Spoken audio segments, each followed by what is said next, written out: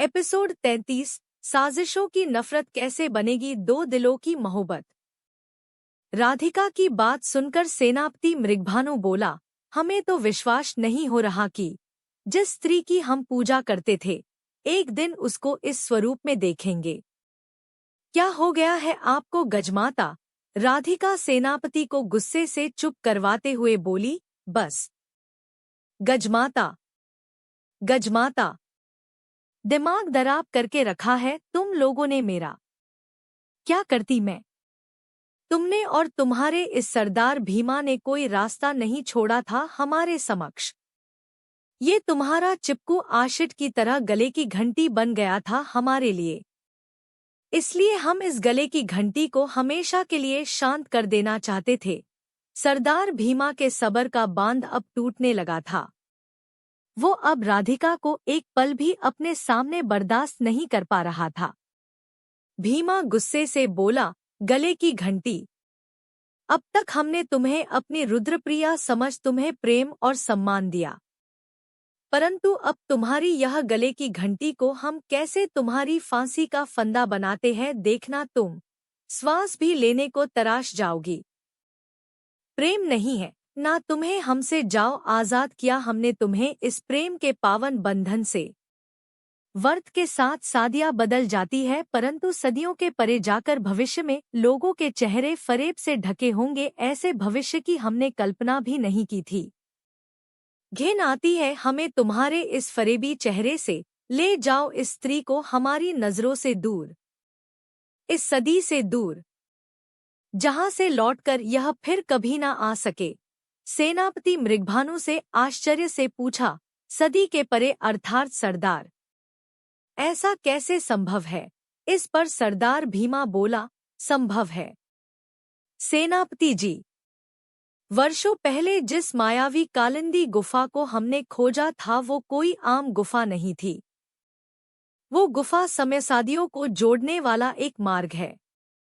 सेनापति ने कहा, परंतु सरदार उस मायावी गुफा के द्वार तो हमने बंद कर दिए थे, फिर यह कैसे संभव है? इस पर सरदार भीमा बोला, हमें भी ऐसा ही लगा था, परंतु हमने सिर्फ 3 द्वार बंद किए जो प्रत्यक्ष थे, परंतु इस गुफा के एक नहीं अनेकों द्वार हैं जो समय चक्र को दर्शाते हैं। इस बात का पता हमें भेदी की छोड़ी काल पुस्तिका से चला। चलिए हमारे साथ, हम आपको वो पुस्तिका दिखते हैं, और जब तक हम कालिंदी गुफा का चौथा आयाम नहीं खोज लेते इस स्त्री और शेरा को बंदी ग्रह की काल कोठरी में डाल दिया जाए। सरदार भीमा की बात का अनुसरण करते हुए शेरा और राधिका को बंदी ग्रह की 2 काल कोठरियों में बंद कर दिया। वही दूसरी और सरदार भीमा संपत्ति जी के साथ गाजमहल के गुप्त पुस्तकालय की ओर चले गए। इस पुस्तकालय में केवल कुछ ढांस लोगों को ही प्रवेश की अनुमति थी। उसके अलावा इस जगह के आसपास भी किसी को जाने की अनुमति नहीं थी। सरदार भीमा और संपत्ति जी पुस्तकालय के द्वार पर पहुंच गए थे। सरदार भीमा ने अपने दाहिने हाथ को जैसे ही गुफा के द्वार के समीप बने हाथ के निशान पर रखा, गुफा के द्वार और लगी सिलाएं अपनी जगह से हटने लगी और देखते ही देखते प्राचीन पुस्तकालय का द्वार खुल गया। द्वार खुलते ही सरदार भीमा और सेनापति जी पुस्तकालय के अंदर गए। सरदार भीमा काल चक्र पुस्तिका को वहां राखी पुस्तकों में खोजने लगे, परंतु वो पुस्तक वहां से गायब थी।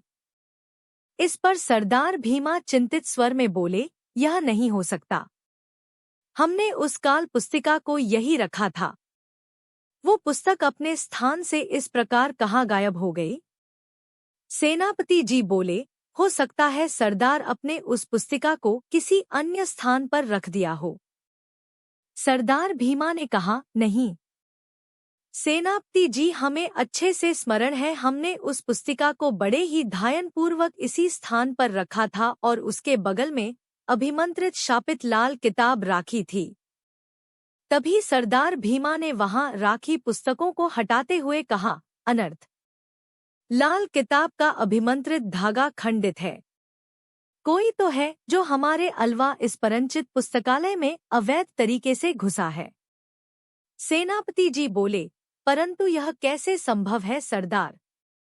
इस द्वार को आपके बिना हस्त चिन्ह के खोल पाना असंभव है। संभव है, मृगनयनी के लिए सब संभव है। मृगनयनी अपने समक्ष राखी काल चक्र पुस्तिका को हाथ में उठाते हुए बोली। तभी मृगनयनी के कक्ष की खिड़की से लाल गौरैया अंदर आ गई। मृगनयनी उस गौरैया को अपने हाथ पर बैठते हुए बोली, अब वक्त आ गया है अंतिम दाव खेलने का, जिसके साथ राधिका और लाल किताब का रहस्य हमेशा के लिए एक रहस्य बनकर रह जाएगा। वहीं दूसरी ओर अंधेरी काल कोठरी में राधिका का दम घुट रहा था। वो अपने हाथ से मच्छर मरते हुए बोली, ओह गॉड, अब तक तो मृगनयनी को आ जाना चाहिए था। पता नहीं माँ बाबा और मिहिरा किस हाल में होंगे। न जाने कैसे युग में आ फंसी है हमारी किस्मत, जहाँ एक तरफ प्रेम है तो दूसरी तरफ साजिशों का सैलाब। तभी अचानक राधिका की काल कोठरी में रोशनी की एक किरण आई। काल कोठरी का द्वार खुल चुका था। जिंदगी में आए इतने अंधेरे के बाद राधिका की आंखों को वो रोशनी चुभ रही थी। राधिका ने अपने हाथ से अपनी आंखों को रोशनी से बचते हुए बाहर की ओर देखा। मृगनयनी को देख राधिका दौड़ते हुए उसके समीप गई और बोली, देखो, जैसा तुमने कहा था हमने सब कर दिया। अब प्लीज हमारे माँ बाबा और हमारी दोस्त मिहिरा को आजाद कर दो।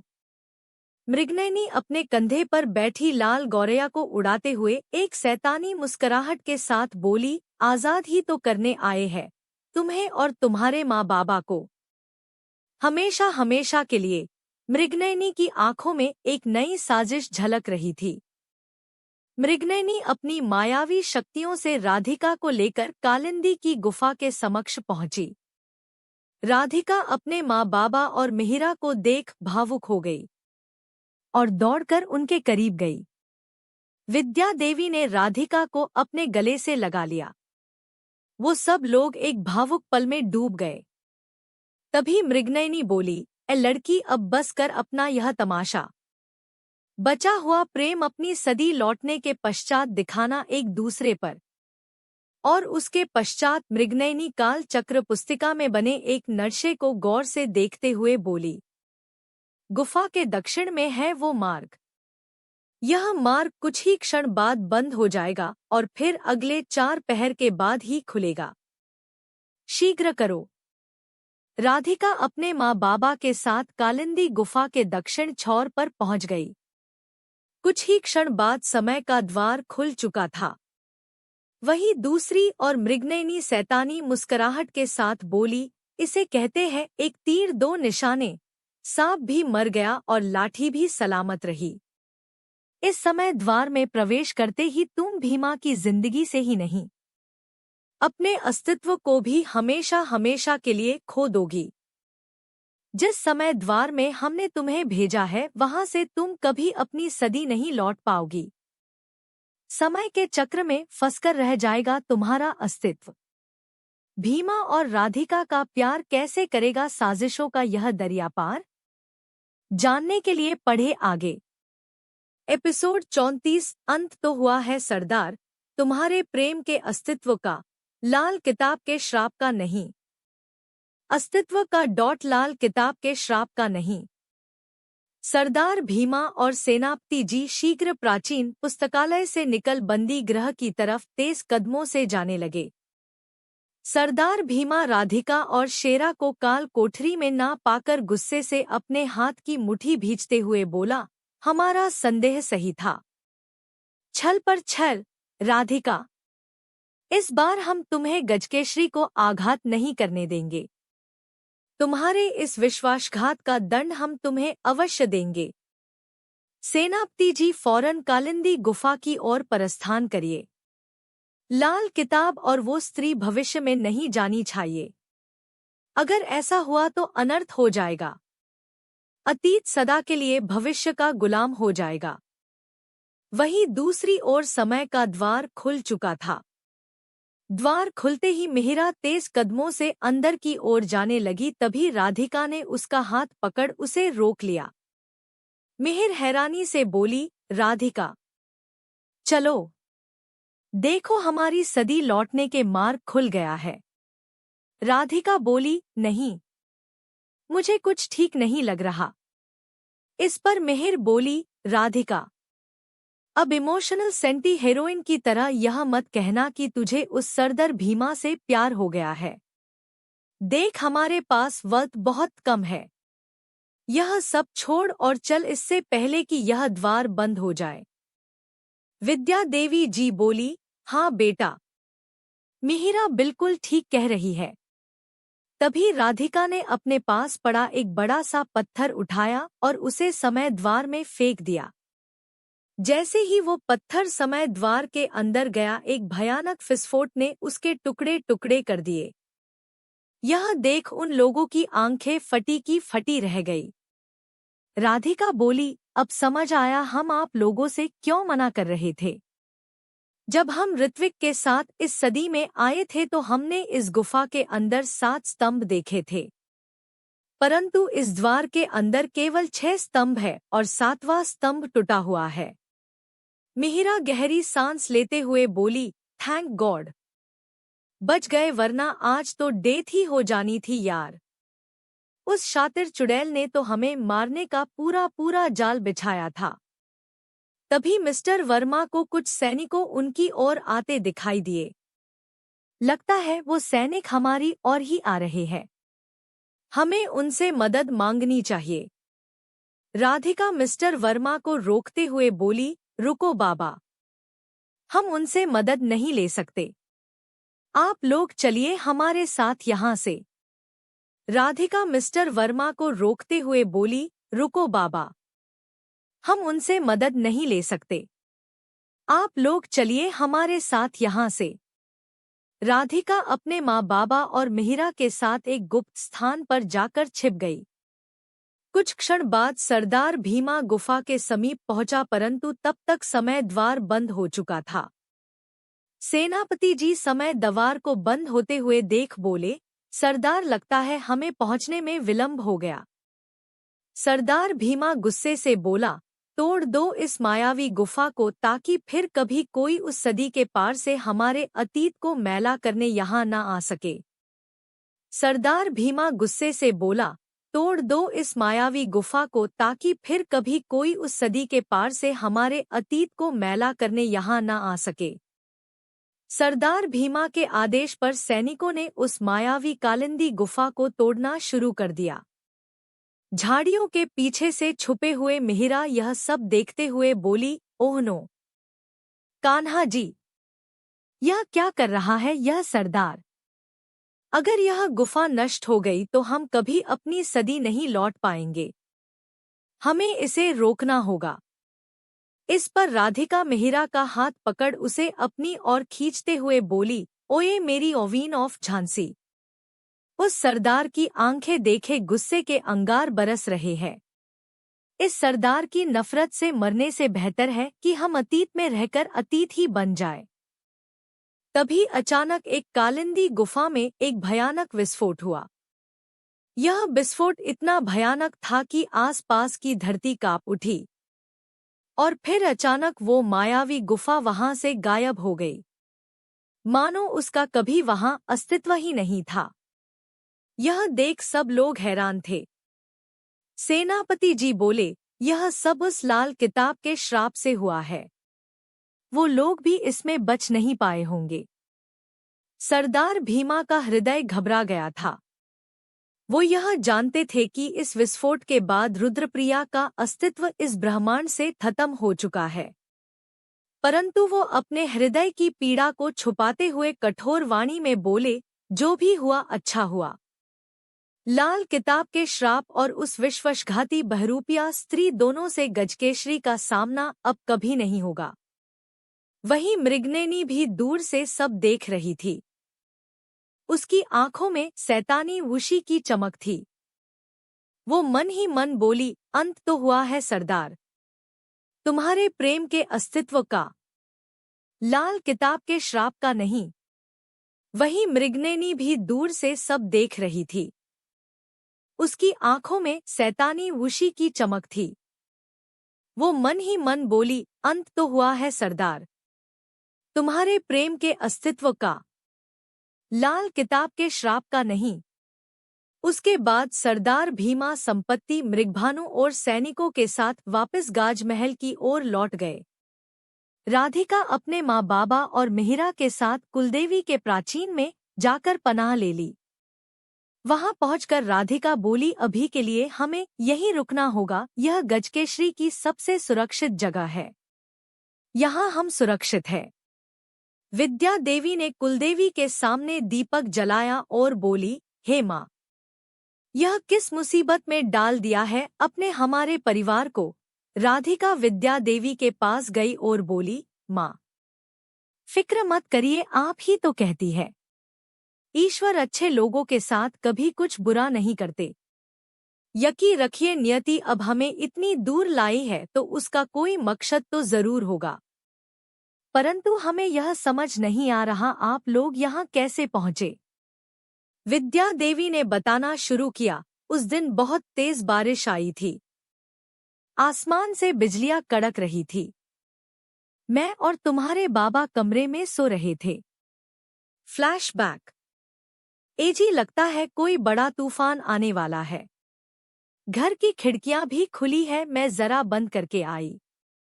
यह कहकर विद्या देवी अपने बिस्तर से उठी और फिर किचन की ओर गई। यह मोमबत्ती भी ना जरूरत के समय कभी नहीं मिलती। आजकल हमारी यादाश्त ही कमजोर होने लगी है, चीजें रखकर भूल जाते हैं। विद्या देवी मोमबत्ती ढूंढ ही रही थी कि अचानक उसे एक परछाई दिखाई दी। उसके हाथ में जलती हुई मोमबत्ती थी। यह देख विद्या देवी ने गहबरी आवाज में पूछा, एजी, आप है क्या? विद्या देवी धीमे कदमों से उस परछाई की ओर बढ़ने लगी। विद्या देवी उसके करीब पहुंचती कि अचानक वो परछाई वहां से गायब हो गई। यह देख विद्या देवी घबराहट के मारे जोर से चिल्लाई। उसके चिल्लाने की आवाज से मिस्टर वर्मा की नींद खुल गई। वो भागते हुए अपने कमरे से बाहर आए और बोले, क्या हुआ विद्या देवी जी, आप ऐसे क्यों चिल्ला रही है जैसे भूत देख लिया हो? विद्या देवी जी कांपती आवाज में बोली, वो परछाई एजी, यहाँ कोई परछाई थी। हाँ, यही थी वो। मिस्टर वर्मा ने मोमबत्ती जलाई और इधर उधर देखा और बोले, कुछ नहीं है, चलिए सो जाइए। अंधेरे में आपकी आंखों को वहम हुआ है बस। मिस्टर वर्मा विद्या देवी के साथ वहां से जाने लगे। तभी पीछे से एक आवाज आई, माँ, बाबा। उन दोनों के कदम वहीं ठहर गए। वो दोनों पीछे मुड़े और भावुक स्वर में बोले, राधिका।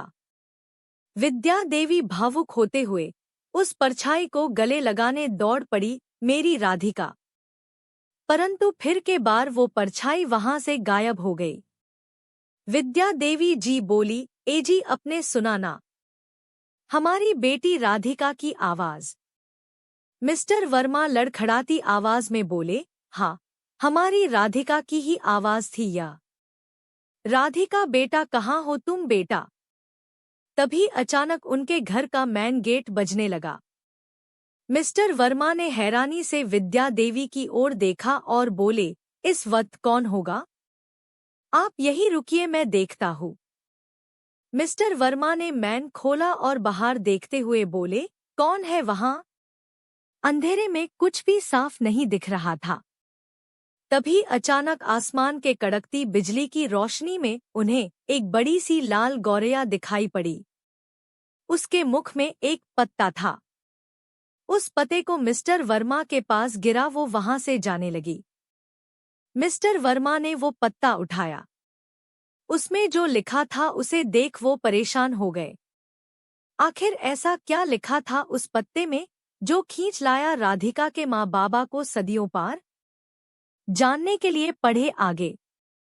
एपिसोड 35, देर ना हो जाए, कहीं देर ना हो जाए। मिस्टर वर्मा एकटक उस पत्ते को देखे जा रहे थे। उनके चेहरे पर डर के भावों को देख विद्या देवी बोली, एजी, क्या हुआ? आप कुछ बोलते क्यों नहीं? ऐसा क्या लिखा है इस पत्ते में? मिस्टर वर्मा की आवाज मानो उनके गले में ही अटक गई थी। वो लड़खड़ाते स्वर में बोले, राधिका। राधिका का नाम सुन विद्या देवी भावुक और परेशान हो गई और बोली, हमारी बिटिया राधिका के बारे में लिखा है जी? क्या लिखा है हमें भी बताइए ना। हमारी बिटिया ठीक तो है ना जी, कुछ तो बोलिए, आप चुप क्यों है? तभी एक आवाज आई, ससुर जी कुछ नहीं बोलेंगे सासू माँ, हम बताते हैं। विद्या देवी उस आवाज की तरफ मुड़ी और बोली, ऋत्विक। मिस्टर कांत गुस्से से ऋत्विक की कॉलर पकड़ते हुए बोले, मेरी बेटी कहाँ है? क्या किया तूने मेरी बेटी के साथ? बता, नहीं तो मैं तेरी जान ले लूंगा। ऋत्विक अपनी कॉलर से मिस्टर वर्मा के हाथ छुड़वाते हुए बोला, कॉम डाउन ससुर जी। आपकी उम्र में इतना गुस्सा सेहत के लिए अच्छा नहीं होता। विद्या देवी ऋत्विक के सामने हाथ जोड़ते हुए बोली, हम हाथ जोड़ते हैं तुम्हारे, भगवान के लिए बता दो हमारी बिटिया कहाँ है। ऋत्विक ने हवा में अपना हाथ लहराया और एक मायावी चित्रण उन दोनों को दिखाया जिसमें राधिका खुद पर तलवार से वार करने वाली थी। यह देख मिस्टर वर्मा और विद्या देवी के पैरों तले से जमीन खिसक गई। वो दोनों भावुक होकर एक साथ बोले, राधिका बेटा। विद्या देवी उस पल को याद कर अभी भी घबरा गई थी। राधिका उन्हें संभालते हुए बोली, माँ रिलैक्स, मैं यही हूँ आपके पास, रिलैक्स। विद्या देवी राधिका की ओर देखते हुए बोली, उस शैतान ऋत्विक ने फिर हमें एक गुफा के पास लेकर छोड़ दिया। उस मायावी गुफा ने हमें खुद में समा लिया और उसके बाद जब हमारी आंख खुली तो हम उस मृगनयनी की कैद में थे। विद्या देवी की बातें सुन राधिका थोड़ा परेशान होते हुए बोली, ओह गॉड, यह कहानी तो सुलझने की बजाय और अधिक उलझती जा रही है। माँ आर यू श्योर कि वो ऋत्विक ही था? विद्या देवी बोली, हाँ बेटा, उस शैतान को हम कैसे भूल सकते हैं। राधिका अपना सर पकड़ते हुए बोली, आई कैन टी बिलीव। वो ऋत्विक कैसे हो सकता है? ऋत्विक तो। तभी मिहिरा बोल पड़ी, हाँ राधिका आंटी ठीक कह रही है। इनफैक्ट मैंने जब उस रात अंकल आंटी को इतने तूफान में बाहर जाते हुए देखा तो मैंने उनका पीछा करना स्टार्ट किया। मैं उनका पीछा कर ही रही थी कि किसी ने पीछे से मेरे कंधे पर हाथ रखा। मैं जब पीछे मुड़ी तो मैंने देखा कि ऋत्विक वहां खड़ा था और फिर अचानक उसने मुझ पर एक लोहे के डंडे से वार किया और मैं वहीं बेहोश हो गई। उसके बाद जब होश आया तो हम सब उस मृगनयनी की कैद में थे। राधिका बोली, इट्स इम्पॉसिबल। यह कैसे हो सकता है? ऋत्विक को तो मेरे सामने गजकेश्री कबीले वालों ने मौत की नींद सुला दिया था। वो कैसे जीवित बच सकता है? तभी पीछे से आवाज आई, जिसका अस्तित्व ही नहीं, उसे कोई कैसे मिटा सकता है? सब लोग हैरानी से उस आवाज की दिशा में मुड़े। कुलदेवी की मूर्ति के पीछे से एक बार फिर वो बूढ़ी औरत निकल कर आई। उसे देख राधिका बोली, आप। वो बूढ़ी औरत लाठी के सहारे चलते हुए राधिका के पास आई और बोली, तेरी लड़ाई अभी खत्म नहीं हुई है। उलझी गुत्थी को सुलझाना है तो तुझे खुद को पहचाना होगा। देर ना हो जाए, कहीं देर ना हो जाए। और फिर वो बूढ़ी औरत गुनगुनाते हुए वहां से चली गई। मिहिरा ने चौंकते हुए पूछा, कौन है यह औरत? बड़ी अजीब सी बातें कर रही थी। राधिका बोली, इनकी बातें अजीब लग सकती है, परंतु यह जो भी कहती है उसके पीछे कोई बड़ी बात छिपी होती है। मिहिरा बोली, देख तू ना अब उस बूढ़ी औरत की तरह पहेलियां ना बुझा, मुझे तो कुछ समझ नहीं आ रहा है। राधिका बोली, बट मैं सब कुछ समझ गई। अब वक्त आ गया है मृगनयनी को यह एहसास करवाने का कि उसने अपनी अम्मा से पंगा लिया है। मिहिरा बोली, व्हाट? मृगनयनी की अम्मा? और तुम? याद है ना वो कितनी खतरनाक है? उसके पास इतनी शक्तियां हैं, उससे लड़ना तो दूर हम उसके सामने खड़े भी नहीं हो सकते। राधिका मुस्कुराते हुए बोली, हम उसके सामने खड़े भी होंगे और उसके गेम में उसकी बैंड भी बजाएंगे, वो भी 2021 की स्टाइल में। मिहिरा बोली, देख अगर तुझे सुसाइड ही करना है तो हम वैसे ही किसी ऊंची पहाड़ी से छलांग लगा देते हैं, एटलीस्ट सुकून तो होगा। विद्या आंटी आप ही समझाइए ना, इसे कैसी बातें कर रही है। विद्या देवी जी बोली, बेटा आखिर क्या चल रहा है तेरे दिमाग में, उस खतरनाक चुड़ैल से कैसे लड़ेगी तू? तूने देखा ना उसके पास कैसी कैसी मायावी शक्तियां हैं। वहीं दूसरी ओर गजसभा चल रही थी। सरदार भीमा किसी गंभीर विषय पर सभा को संबोधित करते हुए बोले, संपूर्ण गजराज्य में इस वर्ष वर्षा न होने की वजह से सूखा पड़ने के आसार है। अगर अगले माह भी वर्षा नहीं हुई तो गजराज्य में अकाल पड़ जाएगा।